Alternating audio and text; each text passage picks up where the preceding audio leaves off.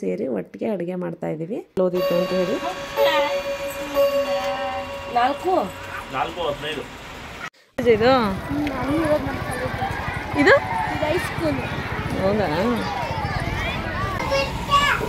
ನಮ್ಮ ತಕ್ಷ ಬಸ್ ನೋಡ್ದಾಗ್ಲೆಲ್ಲ ಬತ್ತ ಅಂತ ಹೇಳಿ ಸ್ಟುಡೇ ಸ್ಕೂಲ್ಗೆ ಹೋಗ್ಬೇಕಾದ್ರೆ ಅವ್ರ ಅಜ್ಜಿ ನಾನು ಎಲ್ಲ ಇದ್ವಿ. ಹಾಯ್, ಎಲ್ಲರಿಗೂ ನಮಸ್ಕಾರ. Welcome back to my YouTube blog. ಏನಪ್ಪ ಇದು ಆಟೋದಲ್ಲಿ ಹೋಗ್ತಾ ಇದ್ದಾರೆ ಅಂತ ನೋಡ್ತಾ ಇದ್ದೀರಾ?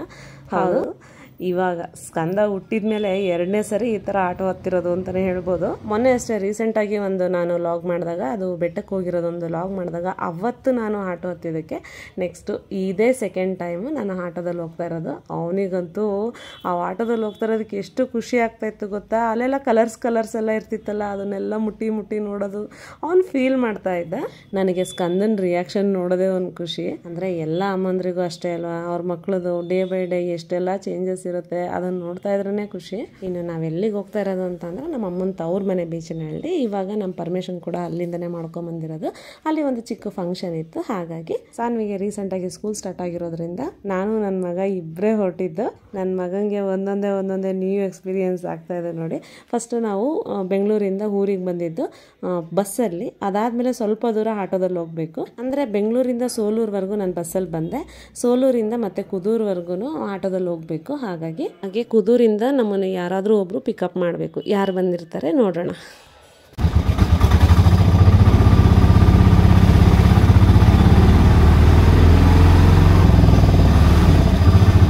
ತುಂಬ ವರ್ಷನೇ ಆಗಿತ್ತು ಬಸ್ಸಲ್ಲೆಲ್ಲ ಓಡಾಡಿ. ಅದರೊಳಗೂ ಈ ಕುದೂರಿಗೆ ಬಂದಂತೂ ಭಾಳ ವರ್ಷ ಆಗಿತ್ತು. ಸಣ್ಣ ಮಕ್ಕಳಲ್ಲಿದ್ದಾಗೆಲ್ಲ ಅಮ್ಮನ ಜೊತೆ ಬಂದಾಗ ಬರ್ತಾ ಇದ್ವಿ ಬಸ್ಸಲ್ಲಿ. ಮದುವೆ ಆಗಿನೇ ಒಂದು 13 ವರ್ಷ ಆಯ್ತಲ್ವ, ಹಾಗಾಗಿ ಈ ಕಡೆ ಓಡಾಡಿರೋದೆಲ್ಲ ಸ್ವಲ್ಪ ಕಡಿಮೆನೆ. ಬಂದರೆ ಕಾರಲ್ಲಿ ಬರ್ತೀವಿ, ಹೋಗ್ತೀವಿ ಅಷ್ಟೇ.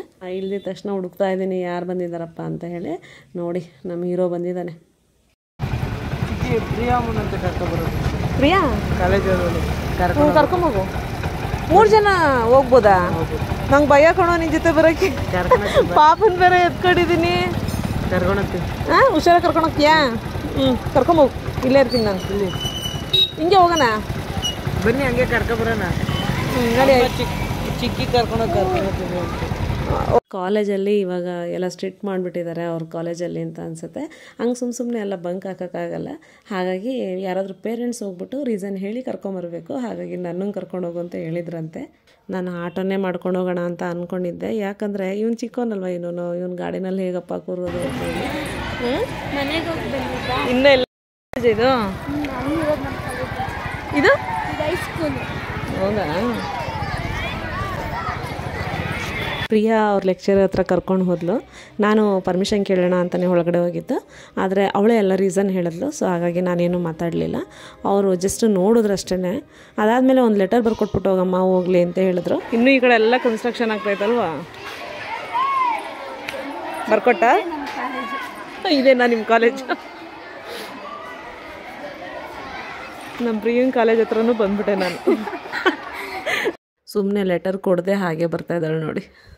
ಇನ್ನೊಂದು ರೂಲ್ಸ್ ಬ್ರೇಕ್ ಮಾಡಿದ್ದಾಯಿತು. ಟ್ರಿಬಲ್ ರೈಡು ಹೋಗೋಂಗಿಲ್ಲ, ಅದು ಪಾಪುನ ಎತ್ಕೊಂಡು. ಫಸ್ಟೇ ಇವನ ಜೊತೆ ಒಬ್ಬಳೇ ಹೋಗೋದಕ್ಕೆ ಹೆದರ್ಕೊತಾ ಇದ್ದೆ ನಾನು. ಏನೋ ಗೊತ್ತಿಲ್ಲ, ನಮ್ಮ ಅಕ್ಕನೂ ಧೈರ್ಯ ತುಂಬಿದ್ರು ಚೆನ್ನಾಗಿ ಓಡಿಸ್ತಾನೆ ಅಂತ ಹೇಳಿ. ಹಂಗೆ ನಮ್ಮ ಪ್ರಿಯನೂ ಇಲ್ಲ ಚಿಕ್ಕಿ ಓಡಿಸ್ತಾನೆ ಚೆನ್ನಾಗೇನೆ, ಪರವಾಗಿಲ್ಲ, ಏನು ಭಯ ಪಡಬೇಡಿ ಕೂತ್ಕೊಳ್ಳಿ ಅಂತ ಎಲ್ಲ ಧೈರ್ಯ ತುಂಬಿದ್ದಕ್ಕೆ ನಾನು ಧೈರ್ಯ ಮಾಡಿ ಕುತ್ಕೊಂಡ್ಬಿಟ್ಟಿದ್ದೀನಿ. ನಮ್ಮ ಅಪ್ಪು ಅವ್ನ ಸ್ಕೂಲೆಲ್ಲ ತೋರಿಸ್ತಾ ಇದ್ದ ಅವ್ನು ಎಲ್ಲಿ ಓದಿದ್ದು ಅಂತ ಹೇಳಿ. 4:15 ಈ ಥರ ಗಡಿಯಾರ ಯಾರಾದರೂ ನೋಡಿದ್ದೀರಾ? ಇದು ನಾವು ಸಣ್ಣ ಹುಡುಗರಿಂದನೂ ನಮ್ಮ ಅಜ್ಜಿ ಮನೆಯಲ್ಲಿದೆ. ಅವ್ರ ಮನೆಗೆ ಅಂತಲೇ ಇದನ್ನು ಹುಡುಕಿದ್ರಂತೆ. ಮತ್ತು ಅವರೇ ತೊಗೊಂಬಂದಿದ್ರು. ಮತ್ತು ಅವ್ರ ಮನೆಗೆ ತೊಗೊಬರ್ಬೇಕು ಅಂತ ಇಷ್ಟಪಟ್ಟು ಹುಡುಕಿದ್ರು ಕೂಡ ಈ ಥರ ಗಡಿಯಾರ ಸಿಕ್ಕಲಿಲ್ಲ ಅಂತ ಹೇಳ್ತಾರೆ. ಇವತ್ತಿಗೂ ಕೂಡ ಏನೂ ಹಾಳಾಗಿಲ್ಲ, ಅಷ್ಟೇ ಚೆನ್ನಾಗಿದೆ. ಡೈಲಿ ಒಂದ್ಸರಿ ಕೀ ಕೊಡಬೇಕು ಇದಕ್ಕೆ. ಆ ಪೆಂಡುಲಮ್ ಗಂಟೆಗೆ ಒಂದ್ಸರಿ ಅಳ್ಳಾಡುತ್ತಾ? ಅರ್ಧ ಗಂಟೆಗೆ ಒಂದ್ಸತಿ ಅರ್ಧ ಗಂಟೆಗೆ ಒಂದ್ಸರಿ, ಅರ್ಧ ಗಂಟೆಗೆ ಟನ್ ಅನ್ನತ್ತೆ. 1 ಅವರ್ಗೆ ಅದೆಷ್ಟು ಟೈಮ್ ಆಗಿರುತ್ತೋ ಅಷ್ಟು ಸರಿ. ಅಲ್ಲ, ನನಗೆ ಆವಾಗ ಏನೂ ಅಷ್ಟೊಂದು ಇನ್ಫಾರ್ಮೇಷನ್ ಗೊತ್ತಿರಲಿಲ್ಲ.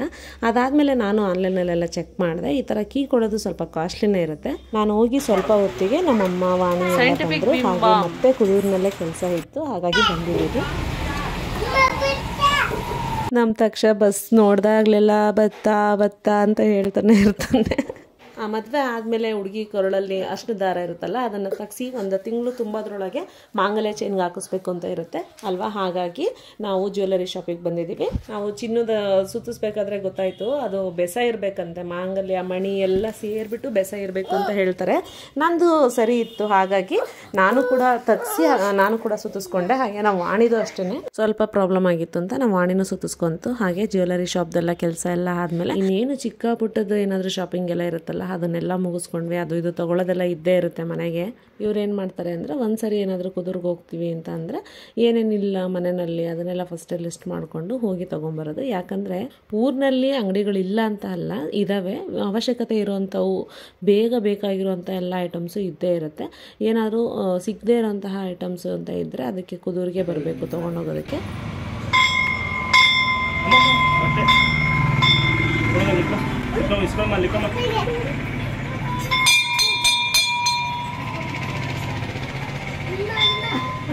ಹಾಗಾಗಿ ಅದನ್ನೆಲ್ಲ ತಗೊಂಡು ನಾವು ದೇವಸ್ಥಾನಕ್ಕೆ ಬರೋ ಅಷ್ಟರಲ್ಲಿ ಸ್ವಲ್ಪ ಲೇಟ್ ಆಗಿತ್ತು. ಹಾಗಾಗಿ ಇನ್ನೇನು ಬಂದ್ಬಿಟ್ಟಿದ್ದೀವಲ್ವಾ, ಸುಮ್ಮನೆ ಹಣ್ಣು ಕಾಯಿ ಎಲ್ಲ ತಂದಿರ್ತೀವಿ, ಹಾಗೆ ವಾಪಸ್ ತೊಗೊಂಡು ಹೋಗಬಾರ್ದು ಅಂತ ಹೇಳಿ ಹೊಸದಲ್ಲೇ ಇಟ್ಬಿಟ್ಟು ಪೂಜೆ ಮಾಡ್ತಾ ಇದ್ದೀವಿ. ಚಿಕ್ಕವರಿದ್ದಾಗ ಈ ಜಾತ್ರೆ ದೇವ್ರದ್ದು ಜಾತ್ರೆ ಆದಾಗಲೆಲ್ಲ ನಾವು ಬರ್ತಾ ಇದ್ವಿ. ಪಟೇಲ್ರ ಮನೆ ಆಗಿರೋದ್ರಿಂದ ನಮ್ಮ ಮಾವಾರ ಮನೆಯಲ್ಲೇ ಫಸ್ಟು ಆರತಿ ಓಡಿಸೋದು. ಆರತಿ ಹೊತ್ಕೊಳ್ಳೋದಕ್ಕೆ ಒಂದು ಕಾಂಪಿಟೇಷನ್ನೇ ಇರೋದು. ಹೊತ್ಕೋಬೇಕಾದ್ರೆ ಇರ್ತಿತ್ತಲ್ಲ ಆ ಸಡಗ್ರ, ಇನ್ನೇನು ಆಚೆಗೆ ಬಂದು ಊರೆಲ್ಲ ಸುತ್ತೋ ಅಷ್ಟೊತ್ತಿಗೆ ಯಾರಾದರೂ ಇಸ್ಕೊಂಡ್ರೆ ಸಾಕಪ್ಪ ಅಂತ ಅನ್ಸೋದು. ಊರು ತುಂಬ ದೊಡ್ಡದಿರೋದ್ರಿಂದ ತುಂಬ ಹೊತ್ತಂತೂ ಆರತಿ ಹೊರಕ್ಕೆ ಆಗ್ತಿರ್ಲಿಲ್ಲ. ರಾತ್ರಿ ಟೈಮ್ನಲ್ಲಿ ನಡ್ಕೊಂಡು ಆ ಊರಿಂದ ಇಲ್ಲಿವರೆಗೂ ಕುರ್ಜು ಮತ್ತು ಆರತಿ ಜೊತೆ ಬರ್ತಾ ಇದ್ವಿ. ಅದೆಲ್ಲ ನೆನಪಾಗ್ತಾ ಇತ್ತು. ಹೇಳ್ಬೇಕಂದ್ರೆ ಆ ಜಾಗ ನಮ್ಮ ಭಾವನೆಗಳಿಗೆ ಹತ್ತಿರವಾಗಿರುವಂತಹ ಜಾಗ ಅಂತಲೇ ಹೇಳ್ಬೋದು. ಈಗ ನಾವು ಬಂದಿರೋ ಕಡೆ ನಮ್ಮ 2ನೇ ಮಾವ ಇದ್ದಾರೆ. ಅಲ್ಲಿ ನಮ್ಮ ಸ್ಕಂದನ ಎತ್ಕೊಂಡು ಹಾಗೆ ನಾವು ವಾಕ್ ಮಾಡ್ತಾ ಇದ್ವಿ.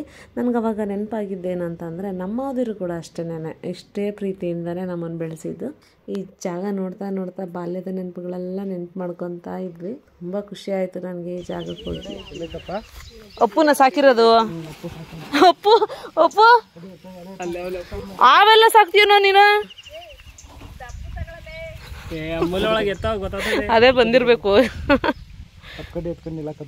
ಅದ್ಯಾಕೆ ನೋಡ್ದೆ ಈಗ ಎಲ್ಲೂ ಕೆರೆವು ಕೆರೆವು ಕಣ ಕೆರೆವು ಕೆರೆವು ಕಣಮ್ಮ ಕೆರೆವು ಕಣಮ್ಮ ಕೆರೆವಾ ಎರಡವೇ ಕೆರೆಯಾವು ನಾಗರಾವು ನೋಡಬಾರ್ದು ಅಂತ ಹೇಳ್ತಾರೆ. ಇಲ್ಲಿ ಮೊಲ ಬೇರೆ ಇಲ್ಲ ಸಲ ನಂದು ಗ್ಯಾಪ್ ಹಾಕಿದ್ನಲ್ಲ, ಈ ಡೋರ್ ತೆಗ್ದ್ಬಿಟ್ಟು ಇದ್ರಲ್ಲಿ ಹಾಕತರ ಮಾಡಿದ್ದೆ.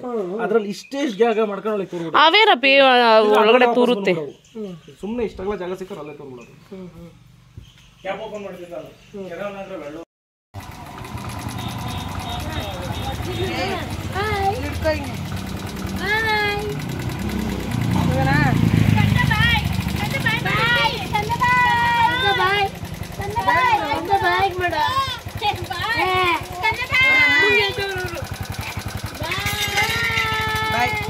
ಬಾಯ್ ಮಾಡಪ್ಪ, ಬಾಯ್ ಮಾಡು. ಮಾಡಲ್ವಾ? ಟೈಟಾಗಿ ಹಿಡ್ಕೊಂಡು ಕುತ್ಕೊಂಬಿಟ್ಟವನು. ಇವರು ಎಲ್ಲರೂ ಇಷ್ಟು ಚೆನ್ನಾಗಿ ಆಟ ಆಡಿಸ್ತಾ ಇರ್ತಾರಲ್ಲ ಅವ್ನಿಗೆ. ಅದಕ್ಕೆ ಅವ್ನು ಅಷ್ಟಾಗಿ ನನ್ನ ಹತ್ರ ಏನು ಬರ್ತಿರ್ಲಿಲ್ಲ, ಎಲ್ಲರ ಹತ್ರ ಹೊಂದ್ಕೊಂಡಿದ್ದ. ಅದಲ್ಲದೆ ಈ ಥರ ಬೈಕಲ್ಲೆಲ್ಲ ಅವ್ನು ಓಡಾಡಿ ಪ್ರಾಕ್ಟೀಸೇ ಇಲ್ಲ. ನಾವು ಅದೆಲ್ಲ ರೂಢಿನೇ ಮಾಡಿಸಿರ್ಲಿಲ್ಲ. ತಿರುಗಿ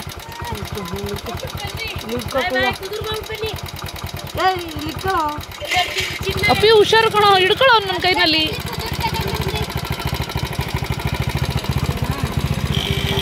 ನಾನು ಸುಮ್ಮನೆ ಅಲ್ಲೇ ಕೂರಿಸ್ಕೊತಾನೆ ಅಂತ ಹೇಳಿ ಪಾಪನ ಕೊಟ್ಟೆ. ಅವನು ಇಷ್ಟು ದೂರ ಹೋಗ್ತಾನೆ ಅಂದಿದ್ರೆ ನಿಜವಾಗ್ಲೂ ಕೊಡ್ತಿರ್ಲಿಲ್ಲ. ಕಳಿಸ್ಬಿಟ್ಟು ನನಗೆ ಅವ್ನು ಮತ್ತೆ ರಿಟರ್ನ್ ಬರೋವರೆಗೂ ಎಷ್ಟು ಭಯ ಆಗ್ತಿತ್ತು ಗೊತ್ತಾ. ಬಂದ ಸೀರಿಯಸ್ ಆಗಿ ಕೂತ್ಕೊಟ್ಟ ಅವನೇ. ನಗ್ತೀರಾ ಅಕ್ಕ? ಮಕ್ಕಳಿಗೆ ಯಾವುದೇ ಆದರೂ ಅಷ್ಟೇ ಅಲ್ವಾ, ಒಂದ್ಸರಿ ರೂಢಿ ಮಾಡಿಸೋರ್ಗೂ ಅಷ್ಟೇ. ಆಮೇಲೆ ಮತ್ತೆ ಅವರೇ ಹಠ ಮಾಡ್ತಿರ್ತಾರೆ ಕರ್ಕೊಂಡೋಗು ಅಂತ. ಅವನು ನಾನು ಕರೆದ್ರೆ ಬರೋದಕ್ಕೆ ರೆಡಿನೇ ಇಲ್ಲ. ಮತ್ತೆ ಇನ್ನೊಂದು ರೌಂಡ್ ಹೋಗೋಣ ಅಂತ ಹೇಳ್ತಾ ಇದ್ದಾನೆ. ನನಗೆ ಒಂದ್ಸರಿಗೆ ಭಯ ಆಗ್ಬಿಟ್ಟಿತ್ತು, ಹಾಗಾಗಿ ಇನ್ನೊಂದ್ಸರಿ ಕಳ್ಸಕ್ಕೆ ಹೋಗಲಿಲ್ಲ. ಇನ್ನು ಇಲ್ಲಿಗೆ ಬಂದಿರೋ ಉದ್ದೇಶ ಏನಪ್ಪ ಅಂದರೆ ಬೀಗ್ರೂಟ ಆಯ್ತಲ್ವಾ, ಅಂದರೆ ಗಂಡಿನವರು ಹೆಣ್ಣಿನವ್ರ ಕಡೆಯವ್ರನ್ನೆಲ್ಲ ಕರೆದ್ಬಿಟ್ಟು ಊಟಕ್ಕೆ ಹಾಕ್ತಾರೆ. ಅದು ನಾನ್ ವೆಜ್ ಊಟ. ಅದೇ ರೀತಿ ಈಗ ಹೆಣ್ಣಿನವರು ಗಂಡಿನವ್ರ ಮನೆಯವ್ರನ್ನೆಲ್ಲ ಕರೆದ್ಬಿಟ್ಟು ಒಂದು ಊಟ ಮಾಡ್ತಾರೆ. ಅದು ಕೂಡ ನಾನ್ ವೆಜ್ಜೇ. ನಮ್ಮ ಅಜ್ಜಿ ಮನೆಯೇ ಆಗಿರೋದ್ರಿಂದ ನಾವೆಲ್ಲರೂ ಸೇರಿ ಒಟ್ಟಿಗೆ ಅಡುಗೆ ಮಾಡ್ತಾಯಿದ್ದೀವಿ.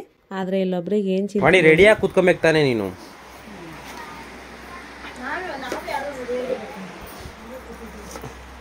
ನಿಮ್ ನಡೀತದ ಬಿಡಮ್ಮ.